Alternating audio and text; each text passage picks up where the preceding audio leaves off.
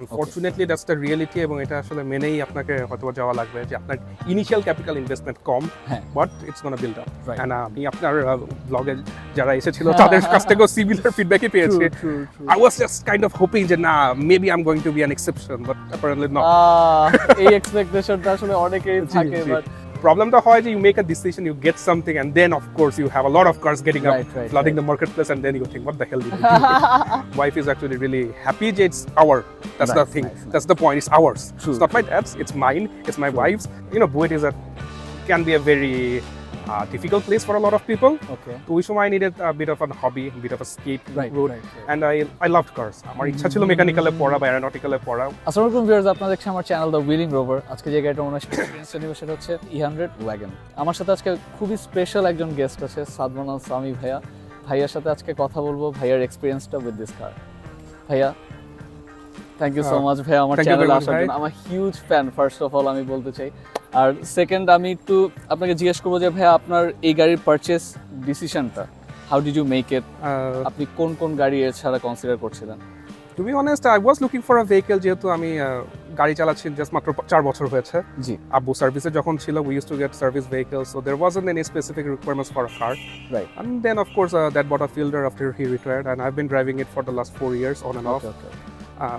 After marrying, and then of course যেহেতু family একটু age হচ্ছে, সবারই এখন গাড়ির প্রয়োজনীয়তা বাড়ছে, সো আমি আর আমার ওয়াইফ চিন্তা করলাম যে না, we need a bit of flexibility and freedom, right? তো I started looking for options, and I have had a fascination for 90s while growing up, class 6 থেকে, and then as I grow up and as I take photographs of cars, slowly হচ্ছে 100 এর দিকে perceptionটা shift হয়ে গেছে। I like the chassis, I like the design, it seems very modern and it seems to age really well. এছাড়া কি আর কোনো গাড়ি আপনি এমনি ইন্সপেকশনে গিয়েছিলেন? আমি কিছু ইন্সপেক্ট করেছি। বসুন্ধরাতে আমি একটা 100 দেখেছি, লালমাটিয়াতে একটা 90 ওয়াগন দেখেছিলাম। I was this much close to getting it, but you know there were some paper issues, and ultimately the expert opinion was don't go for it, and I was looking for a 100 because of the space. 90s are fine, fantastic cars. I love the shape, my wife does too. But to me personally, 90s I love it too. Yeah. মানে 90s এর সাথে আসলে আমাদের যারা একটু ছোটবেলা থেকে গাড়ি পছন্দ করে তাদের একটা অন্যরকম relation. It's a neo-classic, it's beautiful, and you have lots of potential in it. Right. আর 90s আমার কাছে মানে এমনিও করোলা সিরিজ আমার কাছে সবসময় মনে হয় যে একটু মার্ক 2 থেকে inspired.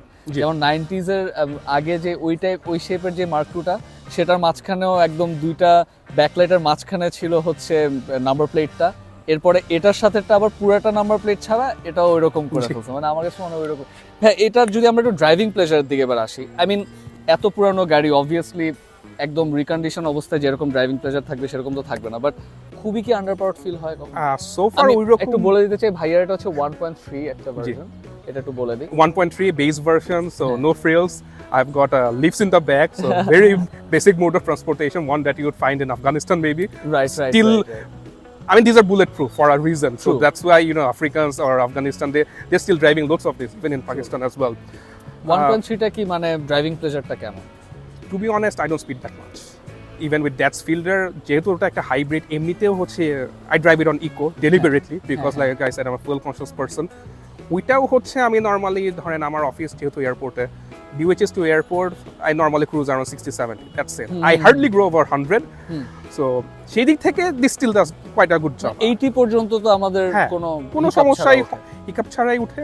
I went to Gazipur last week, so it was a fine drive, no worries. Control যে আপনি যখন গাজীপুরে যাচ্ছেন এদিকে ওদিকে কি একটু গাড়িটা, আই মিন এই শেপের গাড়ি আমরা জানি ভালো কন্ট্রোল, তাও আমি একটু বলে দিচ্ছি আর কি। কন্ট্রোল ওয়াইজ এটাতে স্পেসিফিক্যালি বলবো যে একটু আমার কাজ করানো বাকি আছে, but overall I didn't feel bad. Okay, মানে খুব মজা করে গিয়েছি। আসার টাইমে জাস্ট গাজীপুরে জ্যাম পড়ছিল, ওইটার সময় একটু বেশি কি বলবো একটু এক্সস্টেড লাগছে বিকজ এইভাবে ঠেলে যাওয়া। ওইটা আই গেস ফিল্ডারটাতেও সেম অবস্থায় হতো। আর ব্রেকস যদি একদম আপনি তো অ্যাকচুয়ালি আপনার কাছে রেফারেন্সটা অন্য আরেকটা যেটা সেটা ফিল্ডারটা অনেক বেশি ভালো, এটা থেকে অনেক জেনারেশনের পরে। বাট এই জেনারেশনে কেউ যদি ফার্স্ট একটা গাড়ি না সে এটা নিয়ে শিখবে বা এরকম, তার জন্য কি ব্রেকস ঠিক আছে? ব্রেকসটা একটু আন্ডার পাওয়ার লাগছে to be honest, but still you just have to be conscious because you are driving for the first time, this is your first car. You just have to be careful not to, you know, go over the limit. আমি এখন যে বয়সে আছি, I don't want to speed, I don't like a lot of noise. Right. I know a lot of younger people, they like to, go fast. That's all right. I'm not going to say যে করা উচিত না. Of course, everybody should respect the rules and laws of the land. Right. But one has to be a bit cautious and, drive moderately. That's what I'm trying to do. I drive it moderately as possible. 60, 70, 80 because DOHS to airport is my daily commute. ওটার মধ্যে আমার আর বেশি কিছু লাগছে না. এটার সবচেয়ে বড় একটা ফিচার হচ্ছে রিলায়েবিলিটি, বাট এত পুরানো গাড়ি তো আমরা এটার এই ফিচারটাকে আপনি যেই জিনিসগুলোর কাজ করিয়েছেন সেটা কি আবার হাত দেওয়া লাগছে কিনা, এটা আমি বলবো যে আলটিমেটলি গ্যারেজের উপর কিছুটা ডিপেন্ড করছে. Right. For anyone buying old cars like this, আমার পার্সোনাল সাজেশন, আমি যেটা অফ কোর্স রিসেন্ট এক্সপেরিয়েন্স থেকে ফিল করলাম, contact a local garage. It may be small, but at least it's close by. কারণ আপনি হয়তো বা কোনো রিনাউন্ড গ্যারেজে দিচ্ছেন, it's far off, আপনার যেতে সমস্যা, it's your only car, আপনার ফিরতে সমস্যা, and you never know because these are old cars, it might have a few repeated snags, যেটা থাকবে. এটা তো অনেকগুলো ছিল, সলভ করছি, আমি লোকাল গ্যারেজ থেকেও আবার একটু ফার্দার ক্লিয়ার আপ করে সলভ করেছে. Right. So I suppose one has to have a bit of open mind যে বাজেটেই কিনি না কেন এটার উপর কিছু কাজ থাকবে.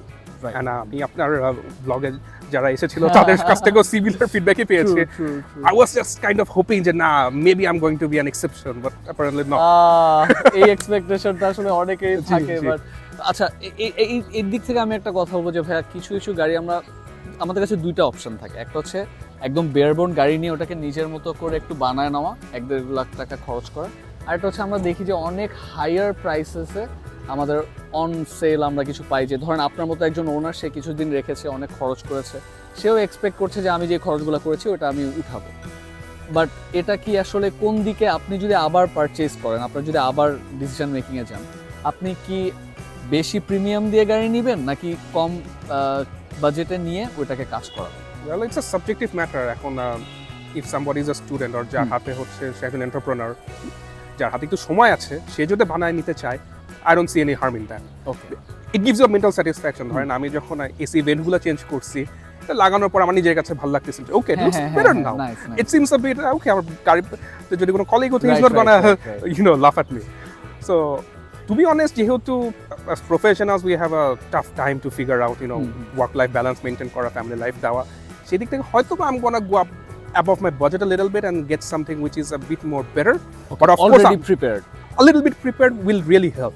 Okay. কারণ at least for example আমি কিছু কাজ করাইছি, নেক্সট জেন যদি কেউ নেয় তখন আমি তাকে বলতে পারবো I have a full list, this is the things I have done, I hope you will not face similar problems. Right. But you can never say on old cars like this. আর personally assess করা এই কারণটা খুব বেশি জরুরি. You assess the car, you drive it, self drive করলে তো best. কারণ ধরেন সেকেন্ড পার্ট থার্ড পার্টির উপর ডিপেন্ড করতে গেলে their perception, what they want and your expectations might not match. It's bound to happen. ভাই এই গাড়িটা আপনি একদম আপনার নিউ ফ্যামিলি, আপনি ভাবিকে নিয়ে মাঝে মাঝে ড্রাইভ করেন, ওভারঅল কমফোর্ট অ্যান্ড স্পেস ইন্টেরিয়রে কেমন আপনার কাছে মনে হয়? স্পেস আমার জন্য সাফিসিয়েন্ট, আমার ওয়াইফের জন্য মোটামুটি ভালো. ও রিসেন্টলি হচ্ছে ব্যাক সিটেও বসে ঘুরলো, didn't feel any problem. This are of course wagons, leg space বা কোনো কিছু ঠিক আছে, leg space is quite decent, it's quite decent and it's not bad. আমি of course I'm a bit bulky, so আমি একটু সিট একদম পিছনে নিয়ে চালানো অভ্যাস হয়ে গেছে. That's what I do. But still, to some degree even I would say it's better than my dad's Fielder. কারণ 2015 Fielders, those are quite crap. And of course this being a wagon has plenty of boot space. So আপনার trips to the airport or you're going on some ধরেন গ্রামের বাড়িতে যাচ্ছেন, ঈদের সময় অনেকে যেতে চায়, it's not going to be bad. কাছে লুকস ওয়াইজ মানে কোথাও কখনো বলে না এই গাড়ি নিয়ে যাব না, আমার একটা ফ্যামিলি প্রোগ্রাম আছে ওইটা নিয়ে যাই, এমবারাসিং লাগে এরকম কখনো কমপ্লেইন আসে? My wife is actually really happy that it's our, that's the thing, that's the point, it's ours. It's not my dad's, it's mine, it's my wife's. So there is a bit of ownership and pride in that. Even though it's an old car, it's older than her. So it's okay, it's ours. Okay. And I'm really appreciate যে ও support করছিল, না হলে হয়তো আমি কিনতাম না. কারণ এই পুশগুলা মাঝে মাঝে লাগে, স্পাউসাল সাপোর্টগুলা, these are important. আমার যখন প্রথম দিকে আমি যখন ছোটবেলায় দেখতাম, আমি আর আমার ভাই এটাকে নাম দিয়েছিলাম যে প্রেগন্যান্ট শেপ, যে পিছন দিয়ে একটু প্রেগন্যান্ট লাগে মনে হয়, এই জন্য আমরা রাখতাম প্রেগন্যান্ট শেপের ওয়াগন.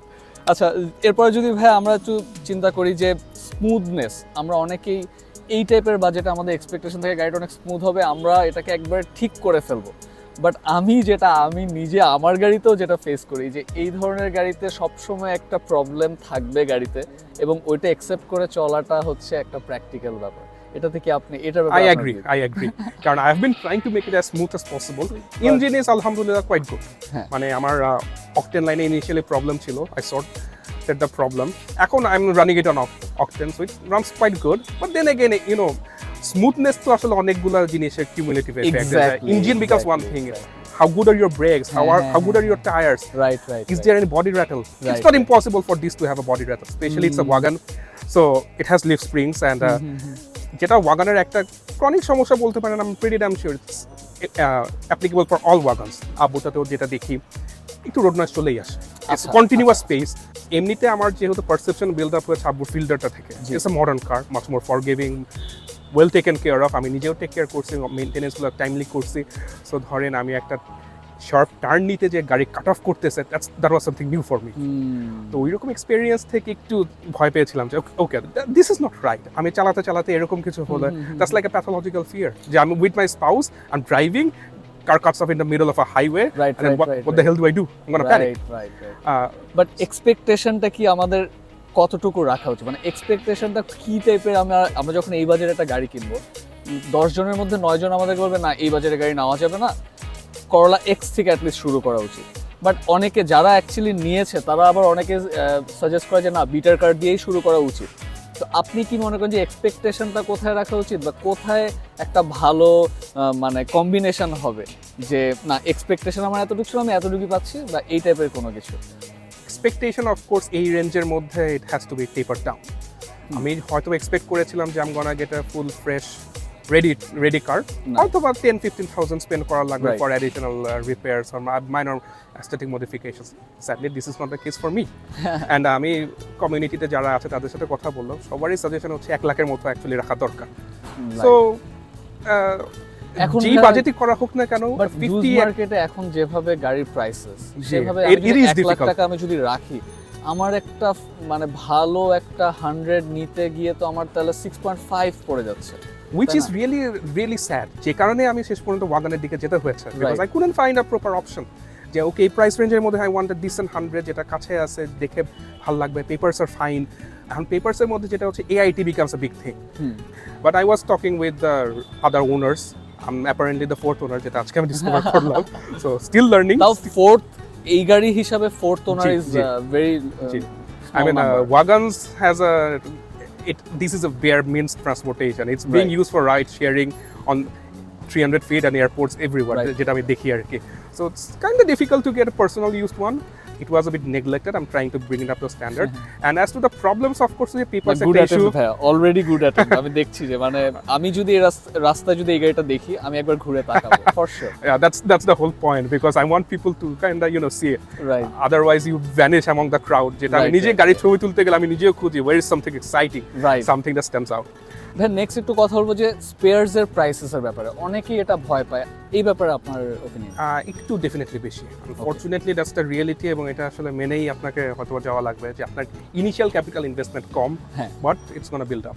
ওকে, কারণ ধরেন হচ্ছে আমি ধরেন রেডিয়েটর চেঞ্জ করছি, আমার জানা ছিল না যে রেডিয়েটর চেঞ্জ করা লাগবে, বা সিট বেল্টের এই পুরো মেকানিজমটা। So it is getting expensive, but এখন owning a car is expensive in Bangladesh. Right, কিন্তু অ্যাভেলেবল তো আছে, একটু কষ্ট হচ্ছে, but available still so far. 90s এর চেয়ে I think I would say better. আচ্ছা, কারণ 90 কমিউনিটি মাঝে মাঝে দেখি দে আর a bit concerned these days. Right. It's one of the reasons যে কারণে আমি আসলে 90 দিকে যেতে পারি নাই, যে ওকে এই গাড়িটা অনেক দিন প্রোডাকশন আছে, সো আমার মনে হয় এটার স্পেয়ারস অ্যাভেলেবিলিটি আরো বেশি দিন ভালো থাকার কথা। এক্স্যাক্টলি, দিস ইজ আ 96, আপনি 2001 এও হচ্ছে ম্যানুফ্যাকচারড হয়, ওটাও পাবেন। প্রোবক্স এর আগে পর্যন্ত স্টেশন ওয়াগন হিসেবে এটাই ছিল ওদের। You have the Corolla E120 এর যে ফিল্ডারগুলো, you had that. So I would ওটা তো একটু প্রিমিয়ামের দিকে চলে যায়, প্রিমিয়ামের দিকে যায়। This is actually bare bones. হ্যাঁ। So Probox যেরকম একটু definitely refined, is a newer car. I would say suspension makes a huge difference, যেটা আমি এতদিন ফিল করি নাই। Still quite decent, like আপনি একটু লোয়ার করে নিলে এবং যদি একটু বডি র্যাটেল গুলো সর্ট আউট করে দিতে পারেন। সো আমার এটা রাখলে অফকোর্স প্ল্যান আছে ইভেন্চুয়ালি কিছু সাউন্ড ড্যাম্পনিং ইনসুলেশন লাগানোর, because I need to increase the ride comfort. আর আপনার ওই গাড়ি থেকে এই গাড়িতে বসে যাতে অনেক বেশি ডাউনগ্রেড নিজেকে করা হয়েছে, এটা যাতে না মনে হয়। ডাউনগ্রেড আসলে ওরকম খুব একটা লাগে না, দুটো two different cars, that is forgiving, I'll give you that. it has a lot of new features, especially যখন আমার একটা bare bones, still don't have the back camera, which I really need. কারণ learn driving with that and it's quite a transition from it. এমনি মানে rear view গুলা কি automatic? No, it's absolutely bare bones. আচ্ছা, এমনি adjustment তো কি নাই? Adjustments so far নাই না। So আর এটা হচ্ছে একদম ম্যানুয়াল। টেকনিক্যালি আমি ওটা খুঁজতেছিলাম যে এটা কি রিলায়েবিলিটিটাকে আরো বাড়াচ্ছে না? Exactly that's what I think. আমি এই কারণেই খুঁজতেছিলাম যে ভাই এটা কিন্তু স্মার্ট যে I am on a budget. হ্যাঁ, রাইট। প্লাস আমি মিড ক্যারিয়ার প্রফেশনাল, এখনো বলতে পারবো না যেহেতু 4 ইয়ার্স ইন এয়ারলাইন্স। সো যত কম খরচ করা যায়, যত কম ইলেকট্রিক্যাল কম্পোনেন্টস, তত আমার কম খরচ যাবে। আর ভাইয়া ফিউলের দিকে যদি আসি, consumption still something I am trying to calculate, কারণ যেহেতু এই গাড়িতে অনেক দিন অকটেনে চালানো হয় নাই। I would say সবাই যেটা বলতেছে 6-7 রাইট নাও।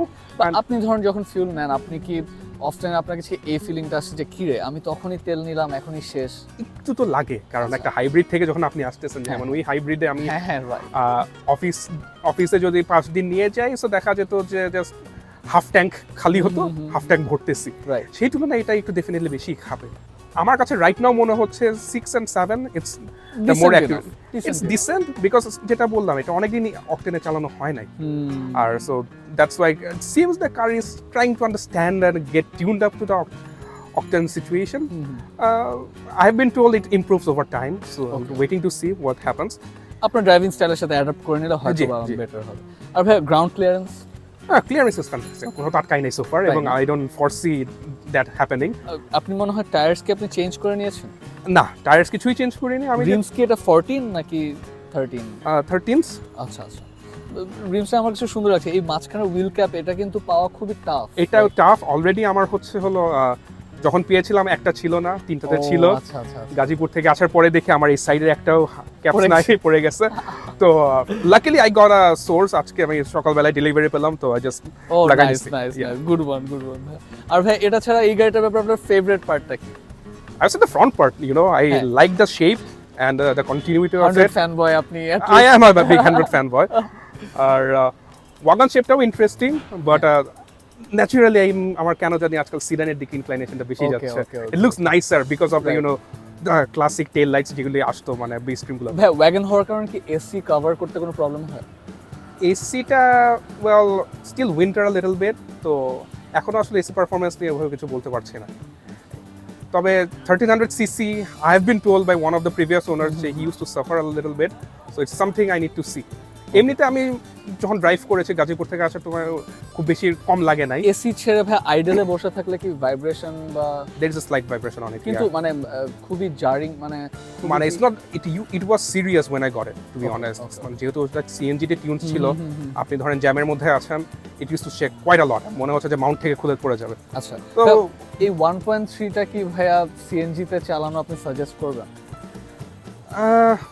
1.3 ভার্সন এটা আলটিমেটলি আসলে যে কিনতেছে বা যে চালাতে চাবে তার ফাইনান্সিয়ালস উপর ডিপেন্ড করছে, হাউ হি থিংকস অফ ইট। কারণ আমি কখনো সিএনজি নেই নাই, টু বি অনেস্ট, এটা নেওয়ার আগে। সো আমি যখন ফার্স্ট সিএনজি নিলাম 200 টাকার সিএনজি, পাম্পে প্রেসার কম, but I was like what, কত 200 টাকা? Then I thought okay, then it's struck me. কতক্ষণ লাগছিল 200 টাকার? ক্যান্টনমেন্ট থেকে নিছিলাম, বেশিক্ষণ লাগে নাই। হোয়াট হ্যাঁ, মিরপুরের এখানে সিরামিকের এখান থেকে নিতে গেলে আমার একদিন 40 মিনিট লাগছে, ফ্রাইডেতে জুম্মার পরে গিয়েছে। সো স্টিল আই থিংক মানে as an only car, I would suggest driving it on fuel, and it's definitely going to give you much better performance, কোনো ডাউট নাই। আমি 90 ওয়াগন চালিয়েছিলাম, একটা 2 ইঞ্জিন বাট উইথ অকটেন ফুল, রাতের বেলায় লালমাটিয়াতে, it was fantastic। মানে এইটার চেয়ে যথেষ্ট ভালো লাগছিল ড্রাইভ করে। It didn't have anything, মানে এটা তো তাও at least আপনার হাইড্রোলিক পাওয়ার মোটর আছে steering A, that didn't have anything like that, but still, and I was this much close to getting that, but we papers issue and expert opinions that don't go for it. এমনি overall তো ভাই আপনি আপনার purchase decision থেকে regret করেন না? Regret ওইরকম না, বাট একটু মানে সেডান নিলে মনে হয় সেডান নিলে একটু বেটার হতো। আর কিছুদিন আমি যদি দেখে নিতাম। এটা ঠিক, মানে প্রবলেমটা হয় যে you make a decision, you get something, and then of course you have a lot of cars getting up, flooding the marketplace, and then you think what the hell did you do? So আসলে আমরা যখন টাকা যখন আমাদের ready থাকে, আমরা খুব impatient থাকি। এটা মানে আমাদের একটা প্রবলেম আর কি। আর এটা ছাড়া ভাই এবার আমি একটু পার্সোনাল দিকে যাব। শিওর। আপনি যেই, আমি আপনাকে কার স্পটার হিসাবেই আমি ধরলাম, আপনি যেই কন্টেন্টটা ক্রিয়েট করেন ভাই, আপনার যে ডেডিকেশনটা, এত বছর ধরে আপনি যেভাবে এটার পিছে টাইম দিচ্ছেন বা এই যে মোটিভেশনটা আপনি কিভাবে আনেন? মানে আমি কিন্তু হিউজ ফ্যান, আমি ফ্যান বয়িং করতেছি পুরো, আই নো, বাট এই পুরো ব্যাপারটা আপনার একটু জার্নিটার ব্যাপারে একটু জানতে। জার্নি তো অফ কোর্স এটা শুরু হয়েছিল ধরেন when I was doing my undergrads আমার কিছুটা বুয়েটে ছিল। I was in Buet, আমি বুয়েট 888 এর গ্র্যাজুয়েট। আচ্ছা, সো ওই সময় কিছুটা of course BUET can be a very difficult place for a lot of people. Okay. তো ওই সময় I needed a bit of a hobby, a bit of a escape route, right. and I loved cars. আমার ইচ্ছা ছিল মেকানিক্যালে পড়া বা অ্যারোনটিক্যালে পড়া। It's kind of one of the reasons যেহেতু আমি এখনো বিমানে আছি। Right. So ওই সময় আমরা যে সার্ভিস কোয়ার্টারে থাকতাম ওটার রুফে একদিন যে মানে বিকাল বেলায় ক্লাস টাস করে এসে একটু টায়ার্ড লাগতেছে বা লাগতেছে, ল্যাবে এরকম প্যারা খেলাম। So I had a A650 zoom lens বলবো না, ইট ওয়াজ আ পয়েন্ট এন্ড শুট ক্যামেরাই বলতে গেলে। I pointed it out to the road. Okay. And on the road you have cars. Take a few photos and I see a Mini Cooper passing by and then all right, seems good. তারপর ওই সময় daily স্টারের যে shift পাবলিকেশনটা ছিল, so those team Roni ভাই, শায়ের ভাই and others যারা ছিল, they were really supportive. ওনাদেরকে দেখালাম যে ভাই I am taking photos like this. Okay, let's share it from our page. So my journey as a car spotter started from there. I still have that album in Shifts page, the rooftop sniping. And because of Ronnie Bhai and Shar Bhai's journalistic approach or the language that they use, which is very witty and very, very fun, it was interesting. And at least look, I'm doing something.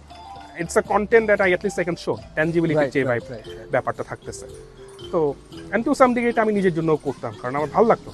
ওই সময়ের মানে আপনি 2014 সালে যে গাড়ি ট্রাফিকের যে composition দেখতেন, এই 25 সালে এসে ইটস নট দ্য সেম। না ওই সময় যত 90 এবং যত 100 দেখছি, আমি তো এখন দেখি না 90 তো দেখি না।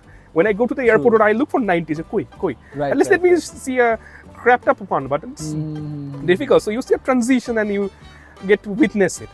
ওই জায়গা থেকে আমি টেকনিক্যালি আসলে কন্টেন্ট ক্রিয়েশন বলতে পারেন বা এই ছবি তোলাটা it was a hobby, still as a hobby, কারণ I don't monetize on it. It was awesome, মানে আমার কাছে এত ভালো লাগে যে আপনি হয়তো বা চিনেন না, বাট হঠাৎ একজন আপনার পেজে বা যে কোনো জায়গায় আপনার একটা তোলা একটা ছবি দেখে হলেই আমার গাড়িটা এত সুন্দর একটা ছবি কে তুলে দিল, মানে এরকম আপনার কাছে অনেকে আসলে যে ভাই আপনি আমার একটা ছবি তুলে দিছিলেন।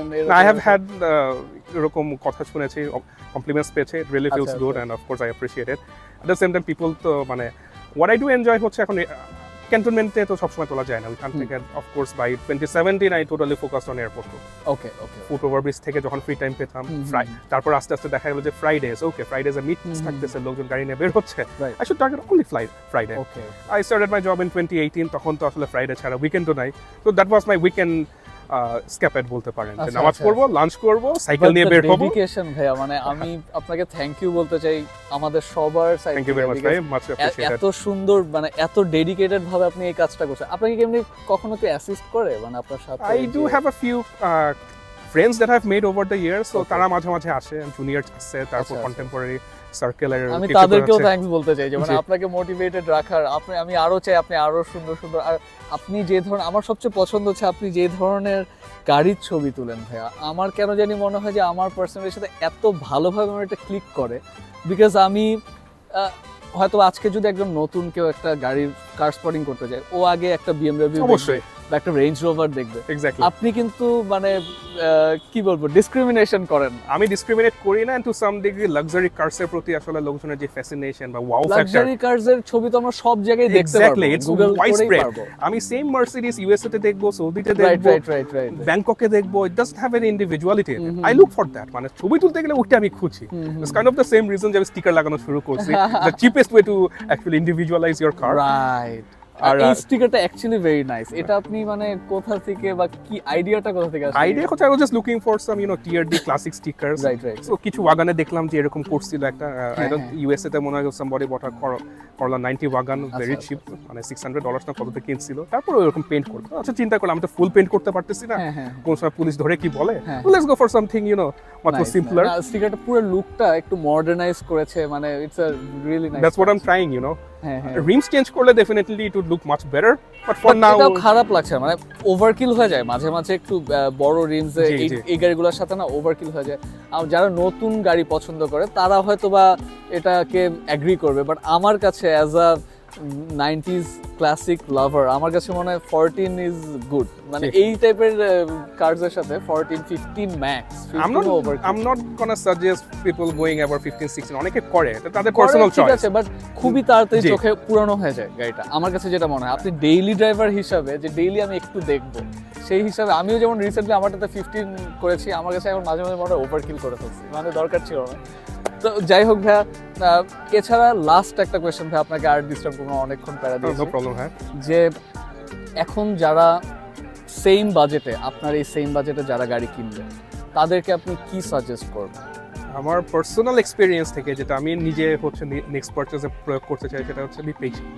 রাইট, টাকা নিয়ে বসে থাকেন, সমস্যা নাই। গাড়ি মার্কেট প্লেসে sometimes the market is gonna be saturated, sometimes it not, but একটু পেশেন্ট হয়ে নিজে নিজে দেখাটা বেটার। রাইট, অ্যাটলিস্ট হ্যাঁ, অনেক সময় যেটা হয় যে আপনার একটা গাড়ি পছন্দ হয়েছে, বাট আপনার যেই লোকেশন সেটা অন্য লোকেশনে আছে, you can't immediately go and see. Right, third party অ্যাসেসমেন্টের উপর এন্টায়ারলি ডিপেন্ড না করাটাই হচ্ছে ওকে, মানে বুদ্ধিজনক ব্যাপার হবে। কারণ আরেকটা জিনিস আমি বলবো, যেটা যে ভাইয়া, যেটা আমার পার্সোনাল ওপিনিয়ন, আমরা অনেকে চিন্তা করি কি যে আমি 100ই কিনবো, বা আমরা অনেকে চিন্তা করি আমরা 110ই কিনবো, বাট আমার কাছে মনে হয় একটা ওপেন মাইন্ড রাখা উচিত, যেটা আপনি বেস্ট কন্ডিশনে পাবেন ওইটাই নিয়ে নেওয়া উচিত। মানে আমার মনে হয় এইসবের মধ্যে খুব কিন্তু ডিফারেন্স নাই, যে মানে আমি 100 কিনলে এটা পাচ্ছি বা ওটা কিনলে এটা পাচ্ছি না। আমার মনে হয় একটু ওপেন মাইন্ড রেখে যেটা ভালো কন্ডিশনে আপনি পেয়ে যাবেন, condition should be the first priority. Condition and you match the price as well, Right, that's important for people like us, কারণ budget is a big deal. Cars are becoming expensive, যেহেতু এটা মানে even pre owned cars too expensive, মানে cars are becoming too expensive nowadays. ভাইয়া, thank you so much ভাইয়া। আমি I can't thank you enough ভাইয়া। মানে আর আমি নিজেকে কনসিডার করবো যে আমার চ্যানেলে এটা আমি একদম পিনে খেলে, কারণ আমি ভাইয়াকে আনতে পেরেছি আমার চ্যানেলে। আর ভিউয়ার্স, আপনাদের যদি এই চ্যানেলটা পছন্দ হয়ে থাকে, এই কন্টেন্টগুলো পছন্দ হয়ে থাকে, অবশ্যই চ্যানেলটাকে সাবস্ক্রাইব করবেন, ভিডিওটাকে লাইক দিবেন, ভাইয়ার জন্য হলেও ভিডিওটাতে লাইক দিবেন, আর ফ্রেন্ডসদের সাথে শেয়ার করবেন। অবশ্যই বেল আইকনটা প্রেস করতে ভুলবেন না, যাতে নতুন কোনো ভিডিও আসার সাথে সাথে আপনারা জেনে যান নতুন ভিডিও আসছে। আসসালামু আলাইকুম।